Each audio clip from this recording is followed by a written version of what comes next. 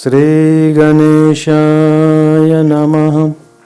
श्री सरस्वत्यै नमः। श्री सद्गुरुचरण कमलेभ्यो नमः। हरिओम।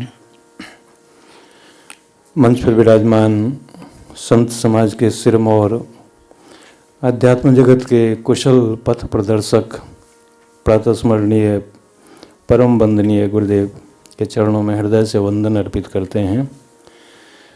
आप समस्त सुधी श्रद्धालु भक्तजनों का हार्दिक अभिनंदन है, स्वागत है। आप देख रहे हैं विश्व जागृति मिशन पुणे मंडल के सौजन्य से आयोजित ऑनलाइन भक्ति सत्संग, जिसका सीधा प्रसारण दिशा चैनल एवं यूट्यूब चैनल के साथ साथ पुणे के स्थानीय केबल चैनल्स पर किया जा रहा है। हम सभी गुरुदेव की दिव्य ज्ञान धारा से जुड़कर अपने जीवन को धन्य कर रहे हैं। आज के इस ज्ञान यज्ञ के लिए जो श्रद्धालु भक्तजन यजमान बने हैं, उन सभी का नाम लेना चाहूँगा। मुख्य यजमान हैं श्री कमल कश्यप एवं श्रीमती मधु कश्यप एवं परिवार के लोग, आशीष, मीनू, मयंक और आदित्य, अश्विन, रीतिका एवं शिवांक। सह यजमान हैं श्रीमती निशा, श्री विष्णु गुप्ता एवं पार्थ गुप्ता, श्री प्रदीप खियानी एवं श्रीमती अनीता खियानी, श्रीमती कौशल्या सत्यनारायण गुप्ता, श्री चंद्रमोहन भाटिया एवं श्रीमती शांति भाटिया। इसके साथ ही दानी सहयोगी हैं श्री प्रवीण, श्रीमान विवेक महापुरे और सरोना यश पाधेय। हम सभी पूज्य गुरुदेव के चरणों में वंदन करते हुए आज की ज्ञान धारा से जुड़ेंगे इस भाव के साथ। करुणा कर सत्वर, अब तो दे मंदिर पट खोल, बाकी झांकी नाथ दिखाकर, तनिक सुना दे मीठे बोल। हे स्वामिन तेरा सेवक, तेरे बल होऊं बलवान, पाप ताप छिप जाए हो भयभीत, मुझे तेरा जान, मुझे तेरा जान। परम पावन श्री सद्गुरुदेव महाराज।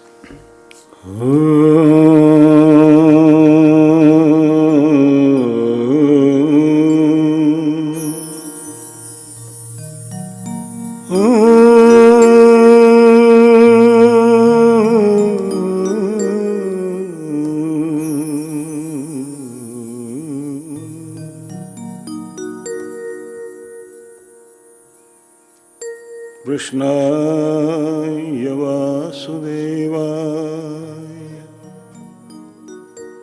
हरे परमात्मने प्रणतक्लेशनाशाय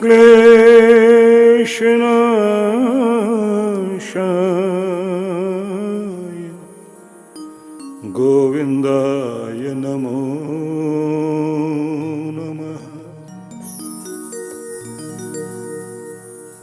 आपदामपहर्तारं दातारं सर्वसम्पदां,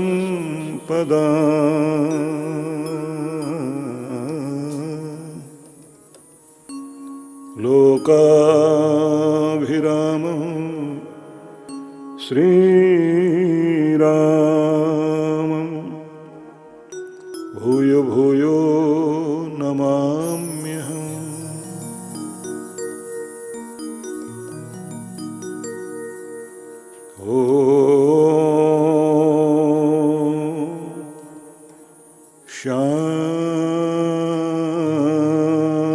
शांति शांति।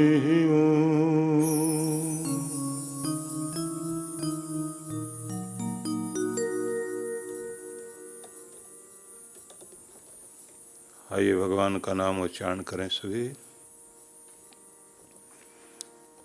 हरि ओम हरि ओम हरि ओम बोल, हरि ओम हरि ओम हरि ओम बोल, हरि ओम हरि ओम हरि ओम बोल, हरि ओम हरि ओम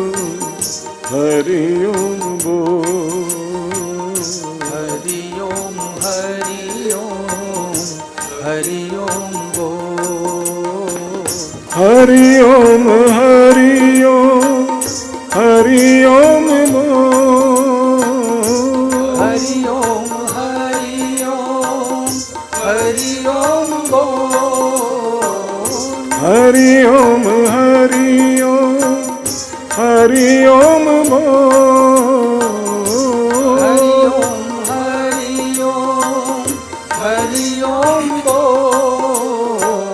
हरि ओम हरि ओम हरि ओम बोल। हरि ओम हरि ओम हरि ओम बोल। हरि ओम हरि ओम हरि ओम बोल। हरि ओम हरि ओम हरि ओम बोल। हरि ओम हरि ओम हरि ओम बोल। हरि ओम हरि ओम हरि ओम बोल। राधे श्याम राधे श्याम राधे श्याम बोल। राधे श्याम राधे श्याम राधे श्याम बोल। सीताराम सीताराम सीताराम बोल। सीताराम सीताराम सीताराम बोल। राधे श्याम राधे श्याम राधे श्याम बोल। राधे श्याम राधे श्याम राधे श्याम बोल। हरि ओम हरि ओम हरि ओम बोल।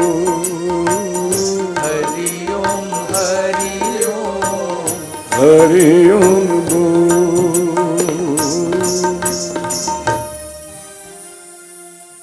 आइए सभी शांत होकर अपने आसन पर स्थिर होकर बैठें।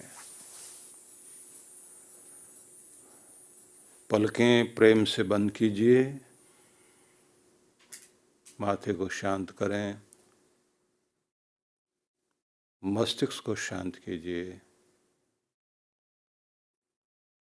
चेहरे पर कोई भी दबाव और तनाव न आने दें। शांत। अपने प्रभु के प्रति अपना ध्यान जोड़ते हुए मन मन में 3 बार ईश्वर का नाम उच्चारण कीजिए, जो भी आप जपते हैं।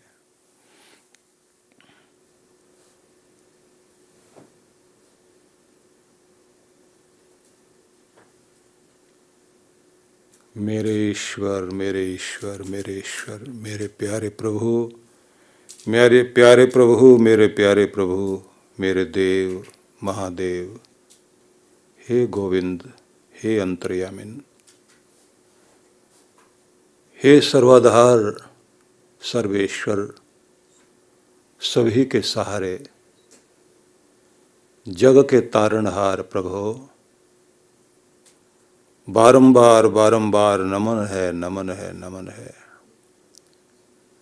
आभारी हैं आपकी कृपाओं के प्रति। आपके आशीष हर दिन हमें मिलते हैं। हम पात्र न होते हुए भी आपकी कृपाएं हम तक पहुंचती हैं। हम ही संसार के माया जाल में उलझे हुए अपने पात्र को उल्टा किए बैठे होते हैं। आपकी कृपा की रश्मियां हमें छूती हैं, लेकिन हम उन्हें संभाल नहीं पाते। दयालु देव, आशीष दो, हमारा चित्त निर्मल हो, मन शांत और संतुलित, हृदय पवित्र प्रेम से भरपूर हो, हमारी आत्मा निष्पाप, निश्चल, शक्ति युक्त, भक्ति युक्त, जिससे आपका समस्त प्रेम इसमें समा सके।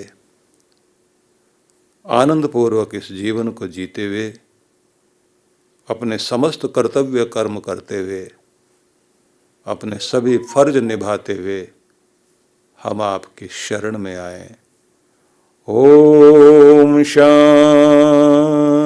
शांति शांति शांति ओम। भूमि की ओर देखते हुए प्रेम पूर्वक आंखें खोल लें। मातृशक्ति पदपुरुषों, परमेश्वर की यह असीम अनुकंपा है।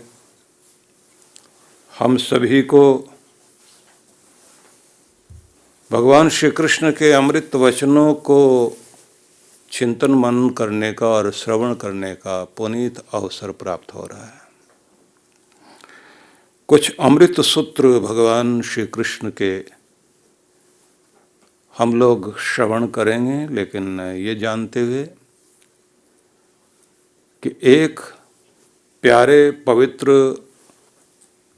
भक्त जिसके चित्त को प्रभु स्वीकार करते हैं, कैसा जीवन और किस तरह का वह व्यक्ति होना चाहिए जो पसंद है परमात्मा को, भगवान को क्या पसंद आएगा, गीता किस तरह की पर्सनैलिटी, कैसी जीवनचर्या, कैसी जीवन शैली अपनाए कोई, और कैसा उसका आंतरिक रूप हो कि भगवान स्वीकार करे। तो 2 श्लोक में 11 गुण बताए गए हैं कि ये एक स्थिति है जिसको भक्त को अपनाना चाहिए। और ये भी कि भगवान हमें किस रूप में देखना चाहते हैं, किस तरह की स्थिति हो। प्रत्येक व्यक्ति हर दिन ये चेष्टा करता है कि मेरा जीवन सफल जीवन हो, सुखी जीवन हो, शांत जीवन हो, आनंदित जीवन हो, प्रसन्नता से भरपूर हो, खुशहाली से भरपूर हो। और ये सारी चीज़ें ढूंढने के लिए हम लोग हर दिन प्रयास करते हैं कि बाह्य वातावरण ऐसा बनाने की चेष्टा करते हैं।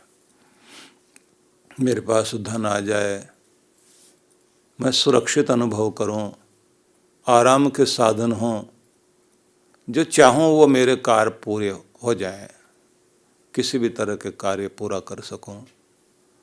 तो व्यक्ति धन को अपनी ओर आकर्षित करता है और उसके लिए साधन ढूंढता है, क्या करें, किस तरह से धन आ जाए। कुछ लोग इसके लिए व्यापार, कोई नौकरी करेगा, खेती करेगा, कोई अन्य साधन अपनाएगा। चेष्टा सबकी यही है कि खुश रहें, सुरक्षित रहें, आनंदित रहें, और सभी इसी तरफ लगे हुए हैं। इसी में आ जाता है धन वैभव में हमारी संपत्ति और हमारा चल अचल संपत्ति के साथ जमीन, जायदाद, मकान, दुकान, काम करने की जगह, कुछ इस तरह की चीज़ें हो जाएं, पैसा धीरे धीरे हर दिन आता ही रहे, खर्च कम हो, आमदनी ज़्यादा हो जाए। ये भी एक सौभाग्य माना जाता है। लेकिन ये बात जरूर ध्यान रख लीजिए कि यही सब नहीं है, क्योंकि स्वास्थ्य भी चाहिए। अगर आप बीमार हैं तो आपका धन आपके लिए, पैसा आपके लिए दवाई ले आएगा। व्यायाम के लिए आपका घर में जिम बना देगा। सोने के लिए आपके बढ़िया कमरा, एसी रूम हो जाएगा। ये अलग बात है नींद आएगी या नहीं आएगी। ये अलग बात है कि आपका घर आपको खुशी देगा या नहीं देगा, जो आपने मकान बना लिया। आप अपने जिम का लाभ ले पाएंगे, नहीं ले पाएंगे, आपकी दवाई काम कर पाएगी, नहीं कर पाएगी। ये भी कुछ शर्तें हैं। लेकिन ये भी एक बात है, अपने आसपास आप बहुत सारे सुरक्षा के लिए गार्ड्स खड़े कर सकते हैं। वो कितने वफादार हैं, कितने नहीं हैं, वो उन्हीं से कहीं खतरा ना हो जाए। समस्या तो ये भी है। लेकिन एक बात जरूर ध्यान रख लीजिए, ये तो सब आप लोग जानते ही हैं, लेकिन एक अलग चीज और भी है। हम सभी चीजों को इसलिए इकट्ठा करते हैं कि कल भविष्य में खुश रहा जा सके, बुढ़ापा ठीक से बीत जाए, आने वाला समय खुशियों से भरा हुआ हो। सारे साधन इसलिए जुटाए जाते हैं कि एक दिन तो खुशी मनाऊंगा ही मनाऊंगा, खुशी से रहूंगा ही रहूंगा। जिंदगी को हम ये जानते हैं कि हर दिन चुनौतियां हैं। एक और बात थोड़ा ध्यान में रख लीजिए, क्योंकि जब तक ये भूमिका आप नहीं समझेंगे तब तक हम इस सूत्र में प्रवेश नहीं कर पाएंगे जो आज का संदेश होगा। व्यक्ति भटकाव में जीता है या ठहराव में, शांत है या बेचैनी में। मर गया कोई, लोग कहते हैं शांत हो गया। मर गया, लोग कहते हैं बस जाना आना रुक गया, जहां जाना था चल बसा, समाप्ति। किसी भी जीवन में यह नहीं कहा जाता है कि वो व्यक्ति अपने जीवन में अब शांत है, मरकर शांत हो गया।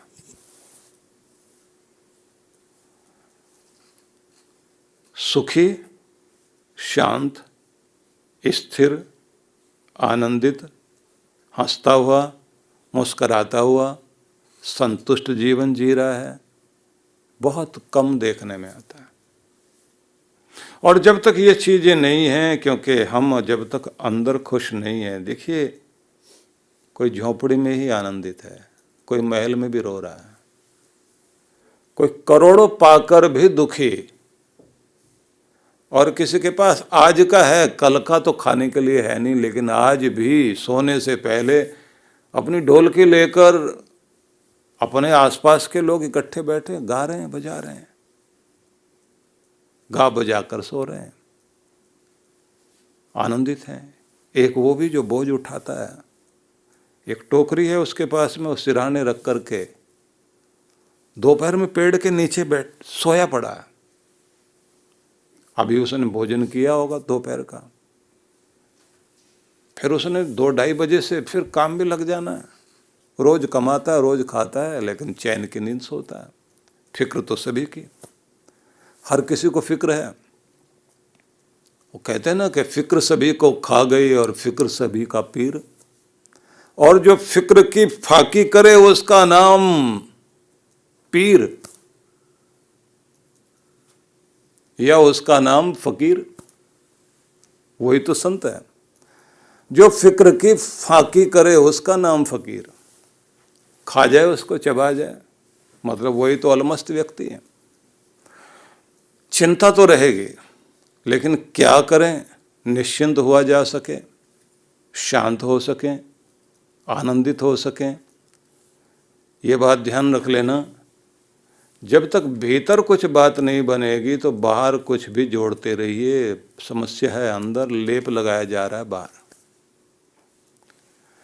तवा तपाया हुआ है, ऊपर से छींटे मार के शांत करना चाहते हैं। जब तक आप नीचे की चूल्हे की आग को बाहर नहीं निकालोगे तो ऊपर से तवे पर छींटे मारने से कुछ नहीं होने वाला। हम सब इसी तरह से कर रहे हैं।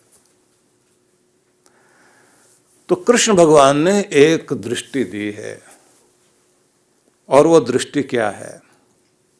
जिस दृष्टि को अपना करके हम लोग अपने जीवन को आनंदित भी करें, अपने प्रभु का प्रेम पात्र बने, जीवन को आनंदपूर्वक जी सकें।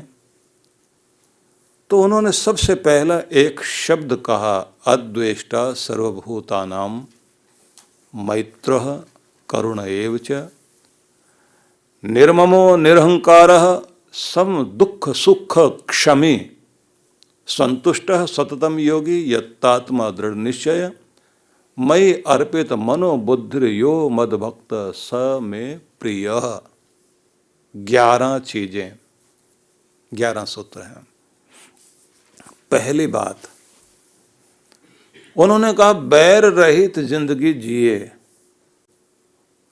बैर रहित में उन्होंने कहा सर्वभूतानाम, प्राणी मात्र के प्रति भी बैर ना हो। अब इसको थोड़ा उलटिए, वो कहते हैं समस्त प्राणी मात्र के साथ जो प्रेम पूर्ण जीना सीख गया वो मेरा है, वो मेरे से जुड़ गया। मेरे से तुम जुड़े हुए हो, मेरे प्रिय हो, तो तुम्हारे हृदय में प्रेम बह रहा होगा और प्राणी मात्र तक के लिए बह रहा होगा। और अगर महाभारत को आप पढ़ें तो उसमें अलग अलग तरह के संदेश हैं। इन्हीं में आप कुछ विदुर के संदेश भी देखेंगे।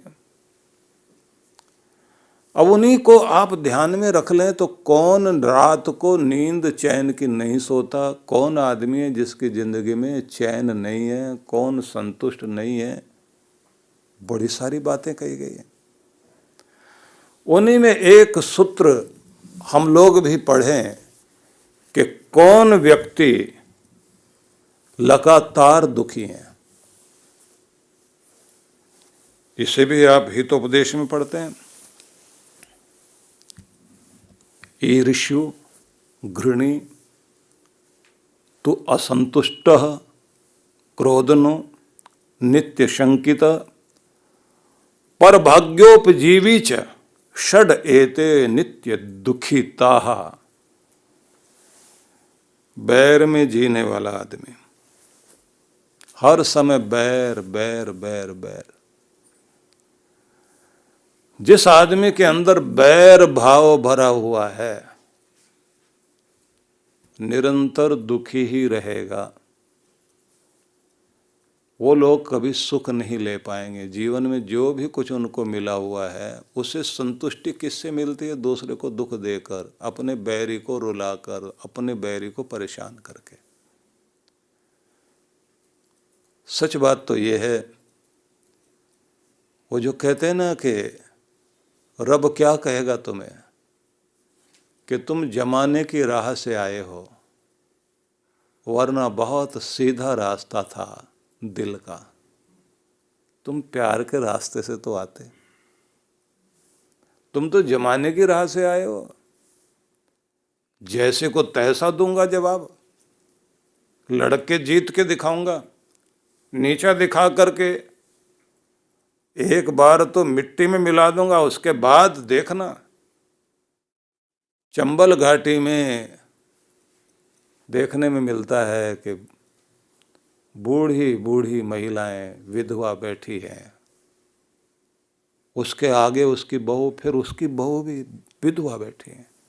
सबके अपने अपने आगे वाली जो पीढ़ी है, सबके बच्चे मर चुके, एक का जिंदा है और सब आपस में कह रहे हैं। ये उन दिनों की बात है जिन दिनों चंबल में बहुत ज़्यादा मुरैना, चंबल, भिंड वाला जो एरिया है, भावना क्या थी? बदला लेना है। और छोटे से बच्चे को भी सिखाया जा रहा है बदला लेकर के मरना, छोड़ना नहीं। पीढ़ियों तक बैर जा रहा है। राम जी ने जिस समय रावण का अंतिम संस्कार हो रहा था तो उसके प्रति जैसे किसी के लिए जो है सहानुभूति और श्रद्धांजलि अर्पित की जाती ना, उस तरह से खड़े हुए थे। लक्ष्मण को नहीं समझ में आया कि ये क्या है। दुष्टता की सीमा रेखा पार कर गया एक व्यक्ति, और उसके प्रति सहानुभूति, और उसकी महिला सामने है तो उनके सामने उन्होंने अफसोस जताया कि बहुत दुख है कि ये घटना घटी, हम यहां तक पहुंचे। लक्ष्मण को नहीं समझ में आया। उसने पूछ ही लिया कि ये सब नहीं समझ में आ रहा। राम जी कहते हैं जब तक कोई जिंदा है बैर वहां तक तो रख लो, मरने के बाद भी बैर जाएगा आगे। किसी की दुष्टता जब तक जिंदा है तब तक आप उसको थोड़ा बहुत लड़ना पड़ रहा है, लड़ रहे हो। क्षत्रियों का धर्म है राजनीति में तो ये चीज़ें चलती हैं। व्यक्तिगत धर्म में तो कहा जाता है कि जब तक आप अपने अंदर का बैर खत्म नहीं करोगे, आपकी भक्ति भी सफल नहीं होगी और कृपा भी नहीं होगी, चैन की नींद नहीं सो पाओगे।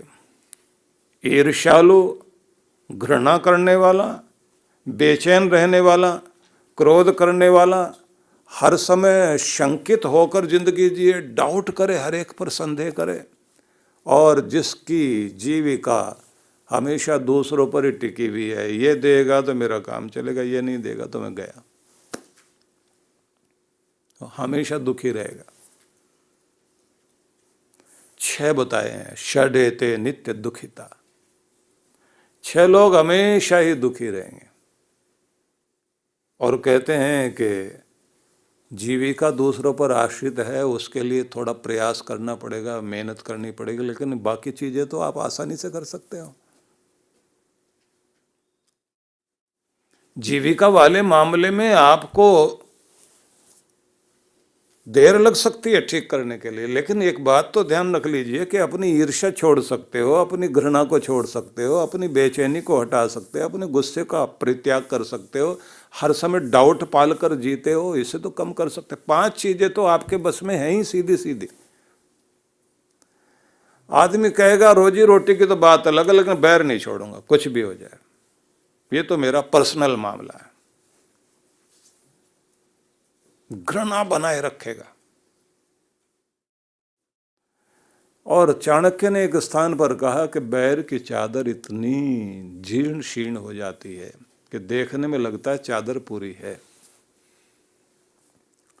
कहीं से उसमें फटा हुआ दिखाई दे, मतलब और ज्यादा जीर्ण हो रही है और गल रही है, तो तुम सुई लेके जाओ, धागा लेकर जाओ सिलने के लिए। तो जो सिलने की कोशिश करता है, मिलाने की कोशिश करता है, कमाल की बात है, वो सुई से वो और फटता जाता है। कि ये बैर की चादर बहुत जीर्ण शीर्ण होती, बड़ी गली सड़ी होती है, इसे तो जैसे छुओगे ये और फट जाती है। इसमें भी कोई मतलब होगा इसका, जो ये आया है बात करने के लिए, ये जो प्यार से मिलने आया था, जरूर कोई मतलब है, नहीं तो ये क्यों आता है? ये तो आदमी कोई अच्छा आदमी है।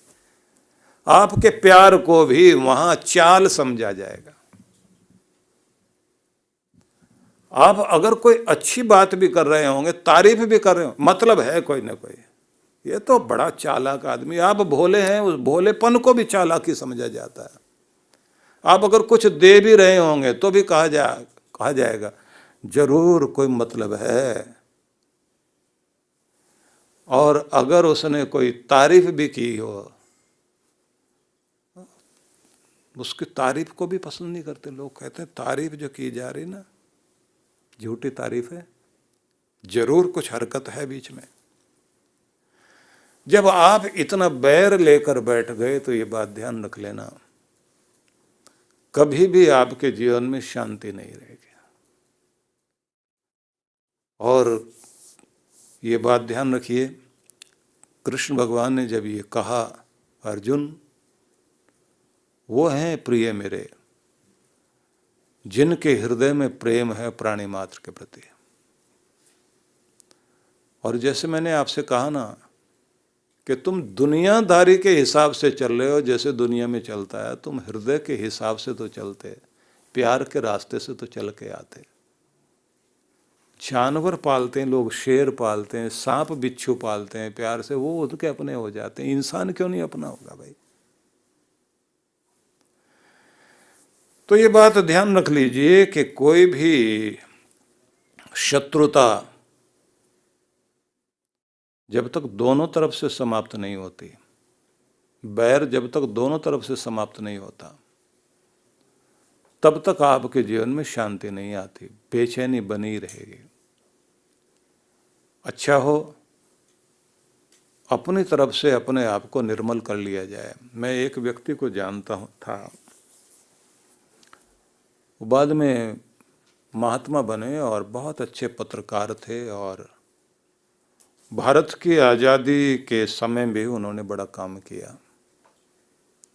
उर्दू में उनका अखबार निकलता था। लाहौर में। फिर वो भारत में उन्होंने अखबार निकाला और महात्मा बन गए। हम लोग छोटे थे तो उनके उपदेश सुनने के लिए जाते थे।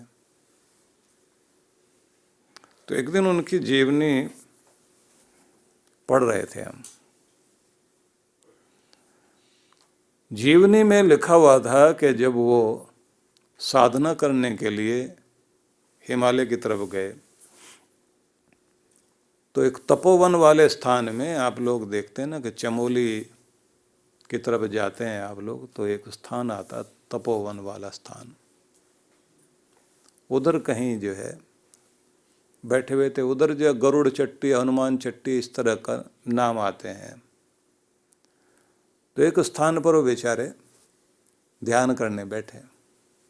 स्थान पवित्र, भावना पवित्र, सब चीजें ठीक, ध्यान लग जाए, लेकिन बार बार वो चेहरा आए सामने जिनके साथ में उनकी दुश्मनी थी। जिंदगी भर बैर चला, एक दूसरे को नीचा दिखाने में लगे रहे। अब कई दिन बीत गए, जब भी वो ध्यान करें बैठकर वो चेहरा सामने आए। प्रार्थना की भगवान से, हे प्रभु मैं तेरा हो गया, निर्मल हो गया हूँ, पवित्र हो गया हूँ, मुझे स्वीकार करो। मैंने हाथ उठा दिया आपकी तरफ, मेरा हाथ तो पकड़ो। क्योंकि भक्त के लिए एक व्यवस्था होती है, कहते हैं ना कि इस तरह से ऊपर हाथ ले जाके भगवान को प्रणाम करो और ऐसे हाथ उठा दो और ऐसे हाथ उठाकर ऊपर की तरफ देखो, ऐसे ऐसे देखते हैं ना। तो उसका मतलब है जैसे कोई गड्ढे में खड़ा हुआ है और पिता बाहर है और वो अपने हाथ, उसे कहते हैं कि देख तो सही तू मेरी तरफ। अब वो हाथ अपने नीचे करे तो हमारे हाथ ऊपर हैं और वो पकड़ ले ऊपर से हाथ, ऐसे पकड़ ले।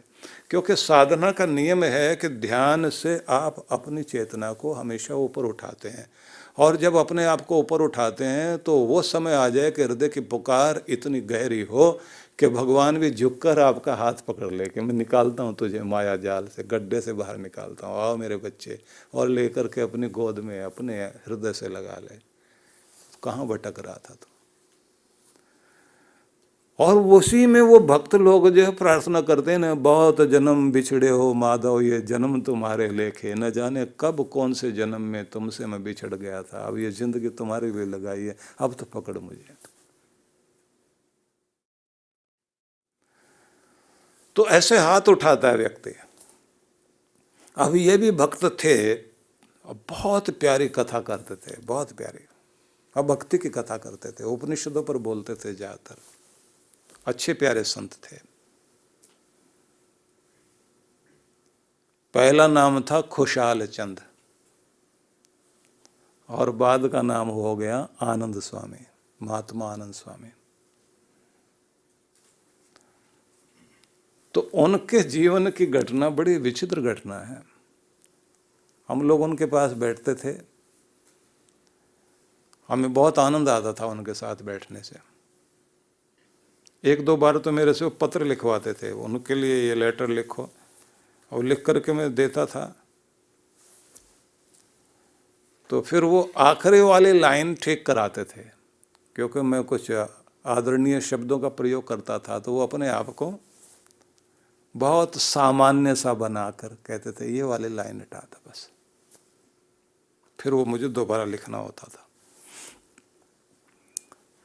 वो बताते हैं कि बस मैं उसके बाद वहां से भागा, जहां साधना करने के लिए गया था वहां से गया, और जा कर के इधर का पूरा आप देखिए पहाड़ी एरिया पार किया, और यहाँ से जा कर के कौन सी ट्रेनें जा रही होंगी, कैसे वो पहुँचे, वहीं पहुँच गए अपने लाहौर में, जहाँ अब वो भी सज्जन जो थे जिनके साथ उनका विवाद था, वो भी एक अखबार के मालिक थे।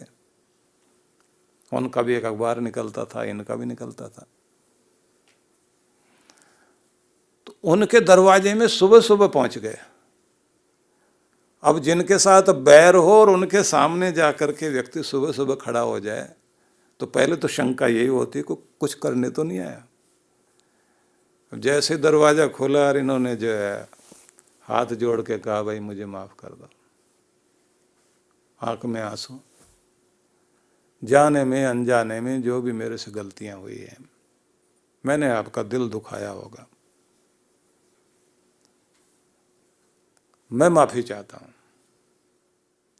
क्योंकि श्री कृष्ण सारे गुण गिनाते गिनाते प्रेम से शुरू करते हैं और क्षमी पर जाकर रुकते हैं। वो कहते हैं कि प्रेम से शुरू करना, ईर्ष्या को हटा करके शुरू करना, मित्रता को अपनाना, जहाँ दुखी लोग हैं उन पर करुणा करना, खुद के अहंकार से रहित होकर के जीना। साथ में ये भी कहते हैं कि ये मैं और मेरा से ऊपर उठ जाना, आसक्ति से ऊपर उठना, सुख दुख में एक जैसा रहने की कोशिश करना और दूसरों को माफ़ करना सीखना। जब तक माफ़ करना नहीं सीखोगे तब तक जो है मेरे प्यारे नहीं बन पाओगे। साथ में फिर ये कहा कि अब इसके बाद चीज़ आनी चाहिए, ज़िंदगी से संतुष्ट हो या नहीं हो, मतलब अपने आपे से आनंदित होकर संतुष्ट होकर जीना है। और फिर कहते हैं चलो यहाँ तक तो सांसारिक बात हो गई, अब आगे वो कहते हैं, आगे मैं अपनी भी बात करता हूँ। कब मुझसे जुड़े रहते हो नहीं, यथात्म दृढ़ निश्चय। और फिर एक दिन तो तुमने ऐसा कर लिया, आगे फिर तुम्हारा निश्चय पक्का है या नहीं, नियम सही चल रहे या नहीं, ये भी हो गया। उसके बाद फिर कहते हैं एक और बात है, तुम्हारा मन तो संसार में रमा हुआ था, अब ये मन मेरा हो जाए, क्योंकि मन मोहन है, कृष्ण तो जो मन को मोह ले। और फिर कहते हैं अक्ल जो है ठिकाने पर आई या नहीं, मेरी हुई या नहीं, सब कुछ दे दिया तुमने मुझे, तो अब इसके बाद कहते हैं स में प्रिय, तब तुम मेरे प्यारे बनोगे। तो ये गए दरवाजे पर जाकर उन्होंने कह दिया कि भाई जो भी मेरे से जाने में अनजाने में गलतियां हुई, क्षमा मांगता हूँ। हम लोग जब साधना कराते हैं तो उसमें एक पार्ट ये भी आता है कि दिल में भार लिए बैठे हो, न जाने किस किस का, उसने मेरे साथ ऐसा किया वैसा किया, तो एक क्षमा वाली स्थिति में व्यक्ति अपने चित्त को लेकर जाता है और उन सब लोगों को याद करता है जिन लोगों ने उसको तकलीफ दी है, रुलाया है, अपमानित किया, चोट पहुंचाई। एक एक हरकत सबकी याद आती है और फिर आदमी चीखता है, क्यों किया तुमने, क्यों किया, क्यों किया, क्यों किया, मैंने क्या बिगाड़ा तुम्हारा, मैंने तो भला ही किया। ये सारा अंदर आएगा और आने के बाद फिर भी हे प्रभु, मैं तुम्हें साक्षी मानकर अपने हृदय से उन सभी बैरियों के प्रति क्षमा भाव लाकर सबको क्षमा करता हूँ, अपने चित्त को निर्मल करता हूँ, अपने आप को शांत करता हूँ। कुछ भी मेरे मन में प्रतिशोध की भावना भी हो तो वो भी तेरे न्याय की तराजू में चढ़ाता हूँ कि तू जान, मैं अपनी तरफ से स्वच्छ हूँ, निर्मल हूँ, निर्भार हो गया हूँ। इतना अपने आप को शांत करना होता है।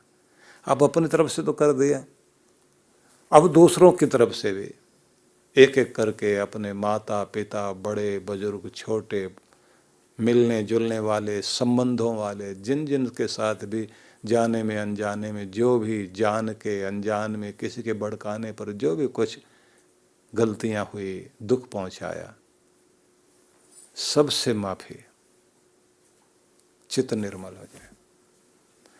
अब आप निर्भर हो गए हो। बहुत लोग हैं जो जीवन के अंतिम भाग में पहुंचने के बाद में एक एक के दरवाजे पर जा कर के मिल के आते हैं, गिला शिकवा सब की माफी मांगते हैं। क्योंकि कोई भी चीज अगर आपके अंदर टिकी हुई है, बैर विरोध कुछ भी, तो ये बात ध्यान रख लीजिए, वो बैर के धागे आगे तक जाएंगे। इस जन्म का इसी जन्म में साफ कर दो। जिंदगी आगे कितने दिन है, कितने दिन नहीं, खुद को सोच कर लो।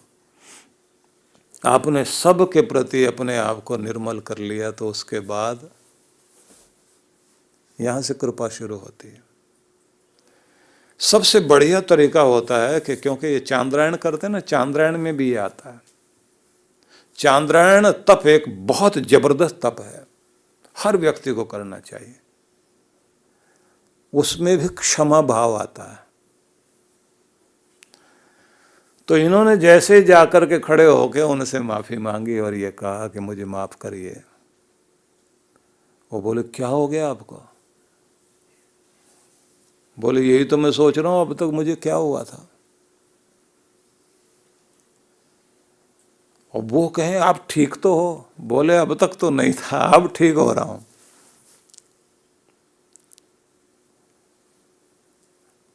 और जैसे इन्होंने कहा कि मेरी साधना में भी तुम्हारा चेहरा दिखाई देने लगा था, निर्भर होना चाहता हूं। और ऐसे करके जैसे उनके पांव की तरफ झुके, न जाने क्या हुआ, वो भी व्यक्ति जो है ना, क्योंकि वो बड़े अच्छे चिंतक थे, वो भी रोने लगे। अब दोनों दोस्त थे किसी समय में, और किसी समय में बैर जाग गया था। और अब स्थिति ये हुई, दोनों गले मिले एक दूसरे के, और उसने कह दिया जिनके प्रति, जिनके दरवाजे पर गए थे, तुम्हारे तो वस्त्र भी साधुओं वाले हो गए, मैं छोटा हूं आप बड़े हो, आप मुझे माफ करो। दोनों गले मिलके आंसू बहाए। अब वो बोले अब अंदर चलिए। बोले नहीं, जो आसन छोड़कर आया हूं वहीं जाना चाहता हूं, क्योंकि मेरा भगवान मुझे द्वार से अंदर आने नहीं दे रहा था। मैं उसके दरवाजे पर बैठा रहा कितने दिन, और मेरा बैर आगे आकर के मुझे रोक लेता था, क्योंकि बैर सामने आ जाता था। मेरे भगवान के दरवाजे पर कई दिनों तक मैं बैठा रहा, दरवाजा नहीं खोला मेरे लिए, बार बार बैर आगे आ जाता था। और ये बैर कह रहा था कि तेरे लिए द्वार तब तक नहीं खोलेगा जब तक तू ये परीक्षा पास नहीं करेगा, इसलिए मैं यहां आया हूं। हाथ जोड़ के वो चले गए, और उन्होंने खुद कहा कि उसके बाद जब हल्का हो गया बिल्कुल अच्छी तरह से, तो गया मैं साधना के लिए। अब मैं देखता हूँ चेहरा गायब हो गया। पूरी दुनिया की तरफ नजर उठाता हूँ तो सारे तो मेरे अपने नजर आते हैं, प्राणी मात्र मेरे लिए हैं। ये चांद, ये तारे, ये सितारे, ये जमीन, ये नदियाँ, ये पहाड़, ये हवाएं, ये फूल, ये पेड़, ये पत्ते, सब तो मेरे अपने। इतने प्रेम से बैठे, ध्यान लगा, और तब उनको समझ में आया कि कैसे कृपा होती है भगवान की, कौन कौन से विघ्न हमारे जीवन में हैं। जब तक आपका बैर नहीं हटता, और कृष्ण आगे एक शब्द देते हैं मैत्र, तुम्हारा प्रेम मित्रता में जब तक नहीं बदलता, और जब तक दुखियों के प्रति करुणा नहीं जागती, और जब तक तुम्हारे अंदर का अहंकार नहीं गलता, और जब तक मैं ये, मैं वो, और मेरा ये यहां से नहीं हटते,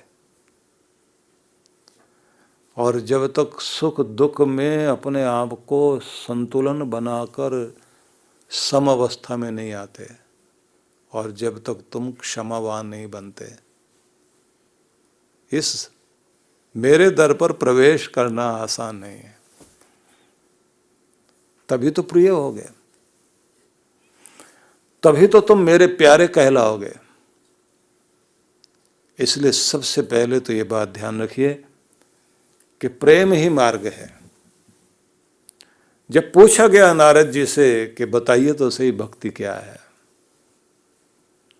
तो नारद के भक्ति सूत्रों में पहला ही सूत्र ये है, सातु अस्मिन परम प्रेम रूपा। वह भक्ति क्या है? परम के प्रति अत्यंत प्रेम का नाम भक्ति है। आपका प्रेम परमात्मा की तरफ बहने लग जाए तो आपकी भक्ति वहीं से प्रारंभ होती है। और अगर आपके अंदर प्रेम की कमी है यह कहने चाहिए कि आपका ईर्ष्या, द्वेष, बैर भाव इतना बढ़ गया, सारा दिन आपका ध्यान वहीं। सोचिए किसी के साथ में बैर विरोध हो तो ये बैर आपके साथ साथ कितना चलता है। एक शहर छोड़ के दूसरे शहर में चले जाइए, वहां जाते सबसे पहले कौन याद आएगा? प्यारे लोग बाद में याद आएंगे, दुश्मन पहले याद आएगा। और ऐसे याद आएगा कि अमेरिका के आप न्यूयॉर्क में जाकर के मैनहट्टन में आप सेंट्रल पार्क में जाके खड़े हो जाओ, बड़ी सुंदर जगह है, प्रकृति का सुंदर स्थान। अमेरिका में पहुंच गए और वो भी न्यूयॉर्क में मैनहट्टन में पहुंच गए, सेंट्रल पार्क में जाके खड़े हो गए। अब उसके भी सेंटर में जाके खड़े हो गए, सारी दुनिया एंजॉय कर रही है, आपने करे आंखें बंद, आंखों के सामने क्या आया? बैरी पहले ही पहुंच गया। हिमालय चले जाइए, केदारनाथ जाइए, बद्रीनाथ जाइए, सारी दुनिया याद आएगी, दुश्मन पहले याद आएगा। कृष्ण भगवान ने यहीं से शुरुआत की। पहली सीढ़ी यही है कि ये रोक के खड़ा हो जाएगा, तुम्हें जाने ही नहीं देगा आगे। एक तरफ मेरा भगवान है, एक तरफ दुनिया है। दुनिया में भी दो ही तरह के लोग हैं, मैं और मेरा। अब मैं मेरे में भी ये मेरा मित्र और ये मेरा शत्रु, ये मेरा प्रिय, ये मेरा अप्रिय, ये पसंद और ये नापसंद। इसका चेहरा देखना चाहता हूं और ये उजड़ के चला जाना चाहिए। एक बहुत अच्छा चिंतक हुआ है, शायद जर्मन स्कॉलर था, उसने एक बड़ी अच्छी रचना करी, मुझे ध्यान आती है। उसने लिखा कि मैं भगवान की प्रार्थना कर रहा था और प्रार्थना में जो कुछ मांग सकता था सब चीजें मांग रहा था। जमीन देना, जायदाद देना, मकान देना, बाग बगीचे देना, सुंदर परिवार देना, अच्छे बच्चे देना, मेरा मान सम्मान भी देना। ये सारी चीजें जो गिनती की हो सकती थी, मैं सारी इकट्ठी की और सब रोज मैं बैठ के मांगू। का एक दिन ऐसा हुआ, रात को सोने से पहले फिर मैं प्रार्थना करके सोया। रात्रि में सपना आया, सपने में भगवान। अब भगवान सामने आया तो फिर मैंने वैसी प्रार्थना जैसी जो भी नोट कर रखा था, अच्छी सी सेध दे देना भगवान, जमीन जायदाद देना, सत्ता संपत्ति देना, सत्कार देना, अच्छी संतान देना, घर गृहस्थी बहुत बढ़िया बना देना, बाग बगीचे भी दे देना। भगवान बार बार तथास्तु तथास्तु तथास्तु बोलते जा रहे हैं। अब मैं भी देख रहा बहुत अच्छे मूड में आज तो भगवान जो मांग रहा सब दे रहे हैं। और वो बार बार पूछते जाते हैं, और बताओ और क्या चाहिए? मकान भी दिया, जमीन भी दी, जायदाद भी दी, बाग बगीचे भी दे दिए, तेरा परिवार भी हो गया, धन दौलत भी हो गई, तुम्हारा मान सम्मान भी बढ़ गया। अब मैं सोच रहा हूँ और भी कुछ मांगना बाकी रह गया क्या? और आखिर में मैंने कहा भगवान हाँ एक काम रह गया, वो और पूरा कर दे। वो बोले बोलो वत्स और क्या चाहिए? मैंने कहा भगवान बस एक काम और, बाग बगीचे बहुत अच्छे लगा दिए, फल लटके हुए हैं उनमें और पेड़ भी बहुत ऊंचे ऊंचे हैं, बस वो जो दुश्मन है ना मेरे वो रह गए। सारे दुश्मन उल्टा करके पेड़ों पे लटका दो, बस आखिर में ये और चाहिए, मजा आ जाएगा, बस ये और कर दो। और उसी के साथ आँख खुल गई मेरी। जैसे आँख खुली तो मैं बैठे हुए माथा पीट रहा हूँ, ये मैं क्या मांग रहा हूँ। और मुझे लग रहा असली मजा तो अब आया। अब आखिर में सारी चीजों से तो मजा ही नहीं आया, आखिर वाले से मजा आया, पेड़ पे लटके में उल्टे सारे। और अभी तो मुझे ऐसा करना चाहिए था, डंडा वंडा लेके मैं घूमता रहता, दो इसको लगाता दो उसको। और फिर मैं सोच रहा हे भगवान, इतना कुछ अच्छी जिंदगी में, उसके बाद फिर मैं वहीं से शुरू करना चाहता हूं। जहां से नरक की यात्रा शुरू होती है। नरक की यात्रा यहीं से शुरू होती है कि जब तुम दुख देना शुरू करते हो। तो ये बात ध्यान रख लेना, बैर रखने वाला और दुख देने वाला आदमी दुखी ही रहेगा। इसलिए तो ये सूत्र है, कौन है जो रोज नित्य प्रति दुखी? बोले एक तो ईर्ष्या करने वाला व्यक्ति, एक जो घृणा में जी रहा है, एक जो हर समय बेचैन रहता, संतुष्ट होता ही नहीं, तृप्त होता ही नहीं, एक वो जो गुस्से में रहेगा, और एक वो जो हर समय डाउट पाल करके रहेगा, और एक वो जिसकी रोजी रोटी उस पर डिपेंड ही नहीं करती, कुछ खुद की योग्यता ही नहीं, दूसरे की तरफ भी देखता रहता है। दुखी रहो। और कहते हैं अगर किसी दिन जीना आ गया तुम्हें, तो तुम अपने आप को जो है ना, सारी दुनिया को सीधा करने की कोशिश नहीं करोगे। तुम्हारी जो उल्टी खोपड़ी है इसी को सीधा कर दो, उल्टे को उल्टा कर दीजिए, सीधा हो जाएगा। रास्ता यही है। बोले बस यहां से शुरुआत करना। कृष्ण भगवान ने बड़े समझदारी से एक एक शब्द ऐसा रखा, पहले प्रेम, फिर मित्रता, फिर जो दुखी बैठे हुए उनके प्रति करुणा, उसके बाद बोले कि इसके बाद में फिर यहाँ से शुरू होगा तेरी अकड़, तेरा मेरा, कि यहाँ सारा ठीक करो, पहले यहाँ से चित्त की शुद्धि चाहिए। अब पतंजलि ऋषि से पूछा महाराज प्रभु की ओर जाने के लिए, बोले चित्त कोमल करो। अब क्या तरीका है? मैत्री, करुणा, मुदिता, उपेक्षा, उन्होंने यहाँ से शुरू किया। तो इसलिए आपसे ये कहना चाहूंगा, पूरी जिंदगी बीत जाए और आखिर में जाकर के समझ में आए कि अब जीना समझ में आया था लेकिन बचा ही नहीं। अच्छा हो जब समझ में आ जाए ना, वहीं से शुरुआत करो। क्योंकि मैं ये कहा करता हूं कि सवेरा वो नहीं कहलाता जब दिन निकलता है। जब आप जाग जाते हो, आपका सवेरा वहां से शुरू होता है।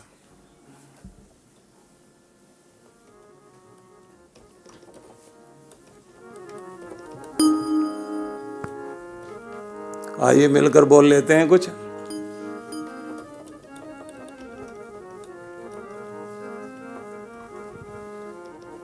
जीवन खत्म हुआ तो जीने का ढंग आया, जीने का ढंग आया।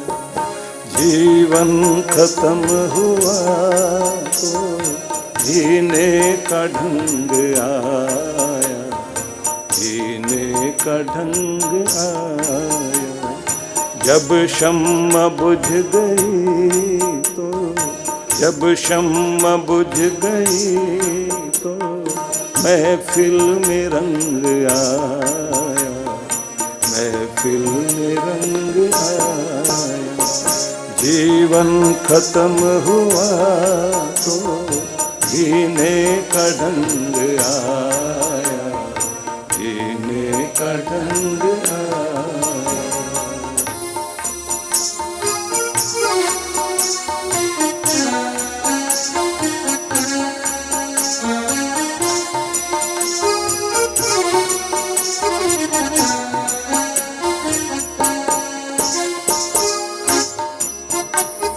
मन की मशीनरी ने तब ठीक चलना सीखा, मन की मशीनरी ने तब ठीक चलना सीखा।